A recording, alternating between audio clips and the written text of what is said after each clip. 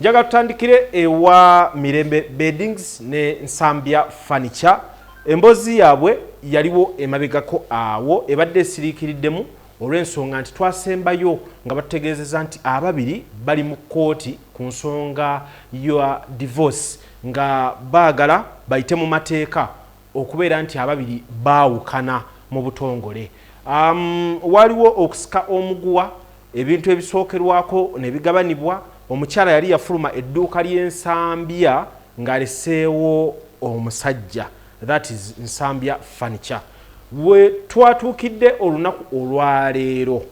Nsambya ne Mirembe kigambibwa nti divorce yawedde ng'ababiri kati balina okwawukana ebituufu. Twalabyeko okusika omuguwa mu bifaananyi nga we byafaananye n'amasasi ne ganyooka ewaka ewa Nsambya Mirembe we yabeeranga. Mu kwawula ebintu amasasi gakoze eki ganyoose. Embeera yabadde nzibu nnyo, yabadde yakusika muguwa. Awo tuli so nga ate ne ku dduuka simanyi oba Mirembe ye yawendudde oba Nsambya, nze ng'omuntu nayiseewo nga waliwo eggaali gye bayita eggaali ng'abavubuka bangi bayiriddwa ku dduuka, ate nga byonna byagenze okubeerawo ng'era abampa information bagamba Mirembe yabadde amaze okubeera ng'afulumya ebintu ebisinga mu dduuka lya Nsambya. Jjukira abadde yamulekawo ye ne yeeyongerayo ng'ate bwe baayawukanira wali amawulire gaali galaga nti ebintu ebisinga Mirembe yali abiteekamu essente, ng'era balaga nti Nsambya yali talina ssente ziteeka bintu eyo mu dduuka, ng'ebisinga babitadde ku Mirembe. Kati olwaleero ndowooza ge g'amaanyi agalabiddwako ng'ebintu ebisinga bijjibwa mu dduuka, era kugaliwo ti edduuka lyereere ebintu ebisinga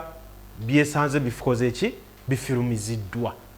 So Nsambya ne Mirembe bikyali biwanvu nnyo, wadde wabadde waliwo abalina essuubi nti ababiri babadde baalibanga baddiŋŋana, naye vidiyo ezisinga ezibadde zitambula simanyi oba Nsambya yabadde aziteekamu amaanyi,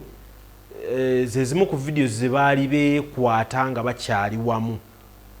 ng'era batera okuba nga abaana bazikomyawo awo ku mitimbagano. So nga ebibuuzo bingi nnyo ku nsonga ey'okuba nti baalibanga bakoze ki nga baddiŋŋana. Kale katufune ku mbeera nga we yafaananye oba embeera nga weekyali wakati wa Mirembe ne Nsambya. Si byangu. Nsambya ne Mirembe batabukidde ebintu biresa bizibu.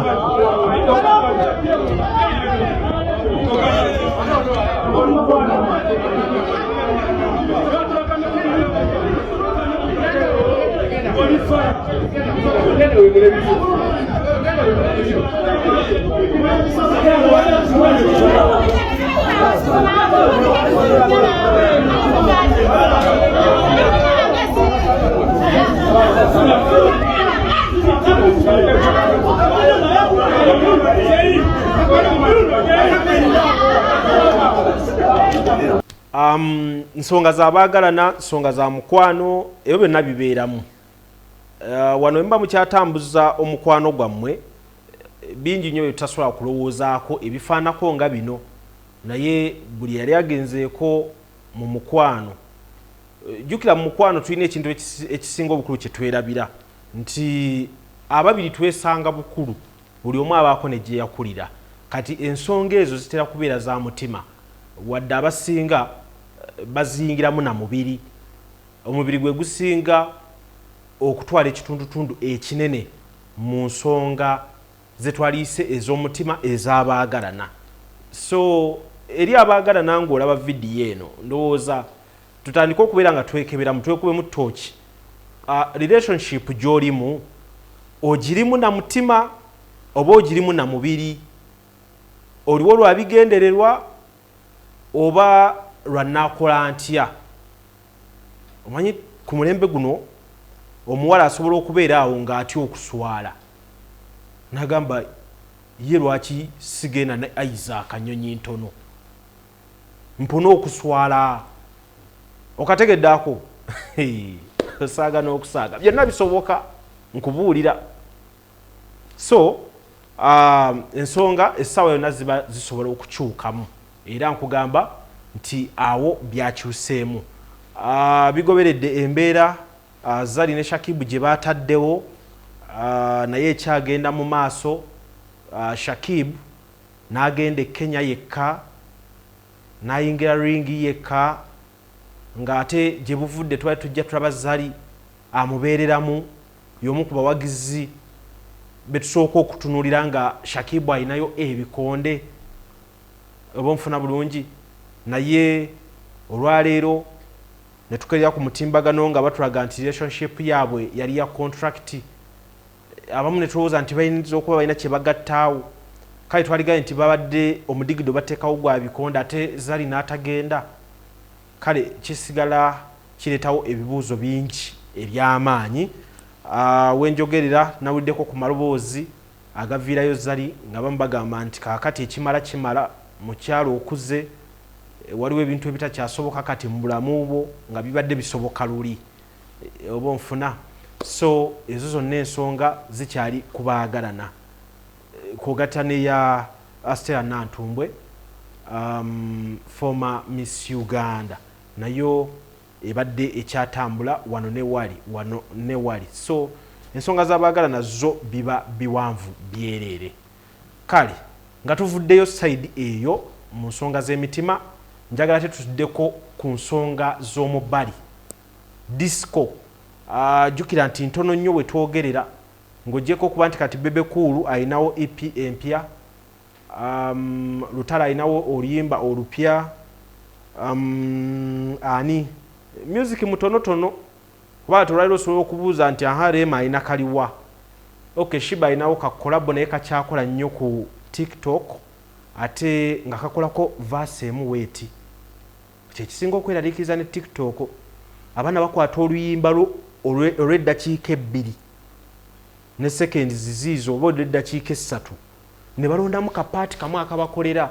kati kizibu nnyo okuyimirira ku luyimba olwo nti lugenda kuwaliriza promota ku kyalo eyo akuleete ng'ogenda kuyimba verse emu so ndowooza era Shiba bwe tutunulira abatayinaawo music essaawa eno okyasobola okumutunulako lwe yayimbye ne tipo terumala naddala nti kolabo ate mbagambye verse emu yekola ki yeri mu kutambula so akaziki katono nnyo emboozi ze nnyingi ebigambo bye bingi ate ng'ebigambo ebisinga byakusika muguwa kakati nga tutunulira Bebe yayogedde ku nsonga ya Gravity omutujju nayogera ku King Saha nayogera ne ku Alien Skin ngenda tandika ne King Saha jjukira yasabye kololo era yagenze okutimba date kitegeeza yagifunye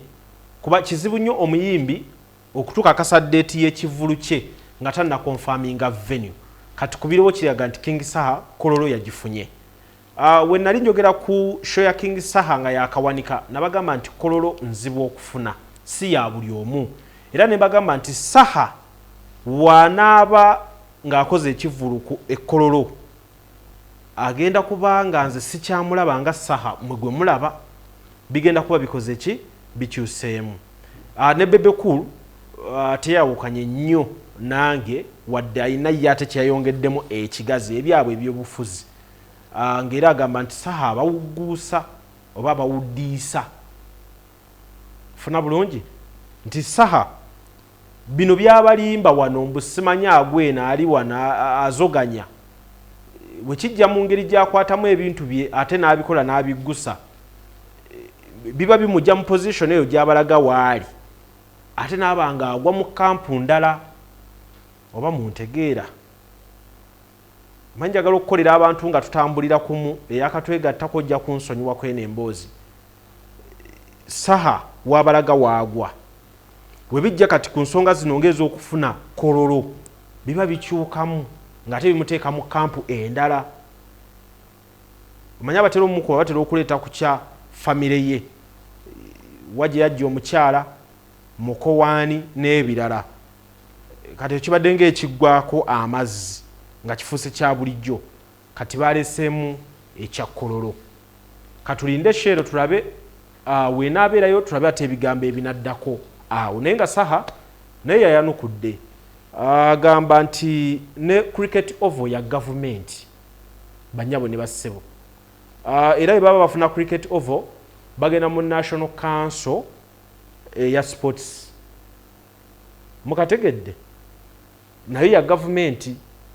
kyekitongole kye bayitamu okubanga bafuna cricket oval so awo ndowooza era nawo abamutuufu omusajja abamutuufu mu ngeri gy'abalabyemu ebintu gravity omutujju ye ne batubuulira omulugube gwe yakola ku ssente ze yali alina okubanja Bebe Cool ye n'asala olukwesukwesu olw'okuba nti abanjira ddala president direct ng'ayita mu speaker n'abanene abalala abaaliwo naddala abakola mu campaign yasobola okubeera ng'ate afunayo omukisa ogusisinkana omukulembeze w'eggwanga ye n'ayogera essente z'abanja zakoledde ate ne bibeera nga mu ntandikwa atambula ne Bebe Cool oluvannyuma ne yeefuula oba onfuna so mulimu okwefuula n'omululu so Bebe Cool agamba gravity katakyagwa mu abo ku lisiti ye kwabo abamubanja ye ensonga ze yagenda direct ne yeebanjiza era Bebe Cool yayongedde okukakasa nti ssente tezinnafuluma naye akyabanja principal owa NRM Alien Skin oyo yagamba yamunyaga emiliyoni 4 era yetalina bigambo biwooma gyali Alien Skin waba bawe emirimu bajja beegonza ate we batuuka ne beefuula eyo ensonga naye ekola ki eri awo kati Alien Skin mu kwanukula ndowooza yeegasse ku gravity bakuba Bebe Cool oba bazza omuliro nga bayita mu music we gravity agamba ennyimba ze okuli wiina money Bebe Cool talinayo oluyimba lwenkana nnyimba ezo era gravity agamba asinga Bebe Cool mu bintu bingi amusinga ennyumba ennungi amusinga ssente amusinga n'ennyimba ennungi ng'ate ffenna tukimanyi nti gravity ebiseera ebisinga byonna twali tujja twogera ku nnyimba ze engeri gy'azikolamu n'eyo bye zimuwadde gamba ng'ebijanjaalo n'endala ki nnyingi ennyama mutali maki magumba zonna nnyimba zaani za gravity olwaliro agenda ku minzaani ne Bebe Cool agamba mbu amusinga ennyimba ne Alien Skin waatyo naye n'abanga yayanukudde mu kifaananyi ekifaanako weekityo katubifune nkomewo tube nga ate tufunzafunza ebigambo tube nga ate tubata buli omu awujja kasepikike yadde katonda kakankanya naye n'emikwano gy'okugamba era afuna n'akaseera k'okuyendeguza naye omuntu oyamponyera enkozesa emabegaawo nga luyimba kyola nawe olwalina oli wayawaya awo netugenda obuyimba bweze mbwerabidde